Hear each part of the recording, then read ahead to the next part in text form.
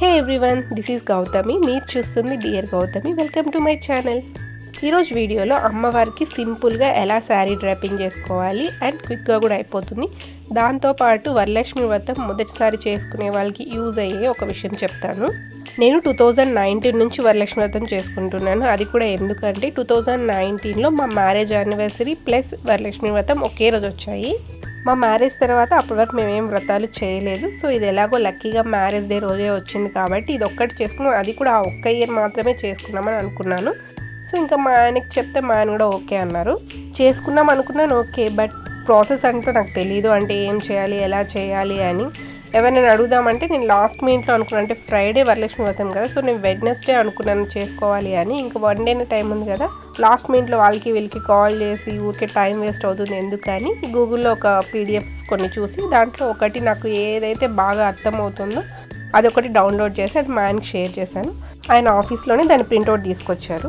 తర్వాత ఏమైందో చెప్తాను. ఫస్ట్ ఈ శారీ డ్రేపింగ్ విషయానికి వస్తే మనం శారీని ఫస్ట్ హాఫ్గా ఫోల్డ్ చేసుకోవాలి. మొత్తము పళ్ళు పార్ట్ మాత్రం వదిలేసి రిమైనింగ్ అంతా హాఫ్గా ఫోల్డ్ చేసుకొని మనము ప్లీట్స్ మామూలుగా శారీకి ఎలా ప్లీట్స్ పెట్టుకుంటామో అలానే పెట్టుకోవాలి. మనం చిన్న చిన్న ప్లీట్స్ పెట్టామంటే మనకి అంతా అడ్జస్ట్ చేయడానికి టైం పడుతుంది. పొద్దున పూజ ఇవన్నీ ఉంటాయి కాబట్టి దీనికే ఎక్కువ టైం స్పెండ్ చేయకుండా నేనైతే నార్మల్ ప్లీట్స్ మనం శారీకి ఎలా అయితే పెట్టుకుంటామో అలానే పెట్టేశాను.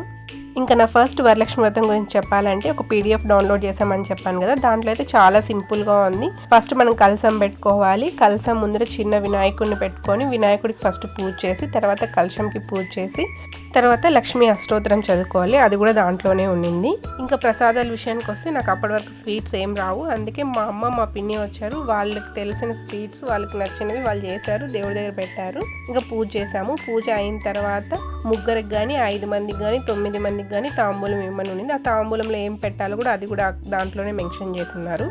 మేము అప్పుడున్న ఇంటికి ఒక 2-3 మంత్స్ ముందే అక్కడికి వచ్చినాం అనమాట. సో ఆ చుట్టుపక్కల ఎవరు మాకు తెలియదు. ఇంకా మా అమ్మ వెళ్ళి వాయిన మీయడం కోసము ఆ బిల్డింగ్లో ఉన్న వాళ్ళందరినీ పిలిచింది.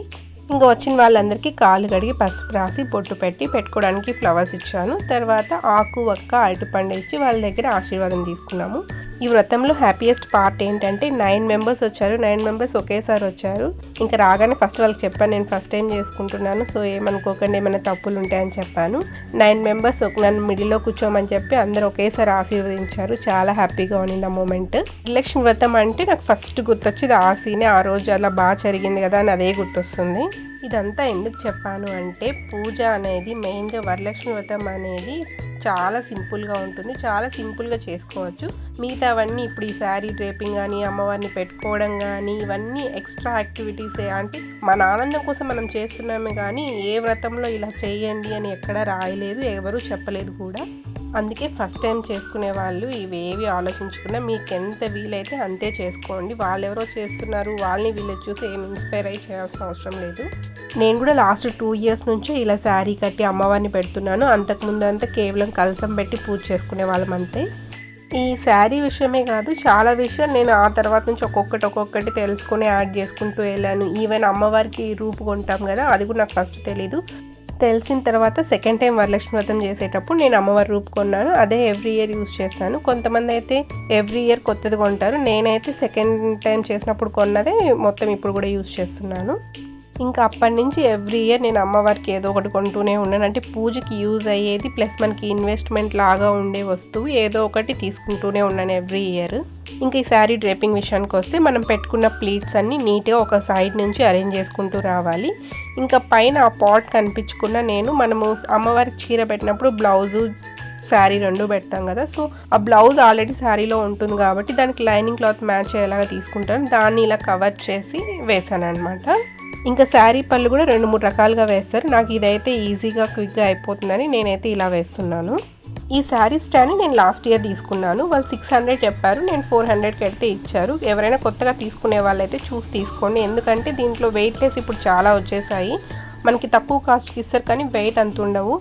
అలా వెయిట్లెస్ తీసుకున్నామంటే శారీ డ్రేప్ చేసేటప్పుడు అది కదులుతూనే ఉంటుంది, స్టాండర్డ్గా నిలబడదు మనకి. సో కొంచెం బాగా వెయిట్ ఉన్నది తీసుకోండి.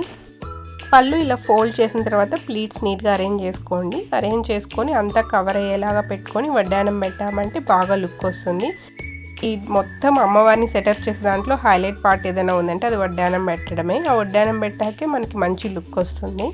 ఈ పళ్ళు ఎడ్జ్ కూడా నీట్గా ఫోల్డ్ చేసి పిన్ పెట్టేశారంటే చూడడానికి నీట్గా ఉంటుంది. ఇంకా ఫైనల్గా మనం ఎంత జ్యువెలరీ కావాలన్నా వేసుకోవచ్చు. ఇంకా జడ కూడా పెట్టుకోవచ్చు, ఇంకా బాగా లుక్ వస్తుంది. నేనైతే ఇక్కడ జ్యువెలరీ ఏం యాడ్ చేసి చూపించట్లేదు, జస్ట్ ఏలో యాడ్ చేసి ఒకసారి మీకు చూపిస్తున్నాను. అంటే జ్యువెలరీ అంతా పెట్టాక ఫైనల్ లుక్ ఎలా ఉంటుంది అని.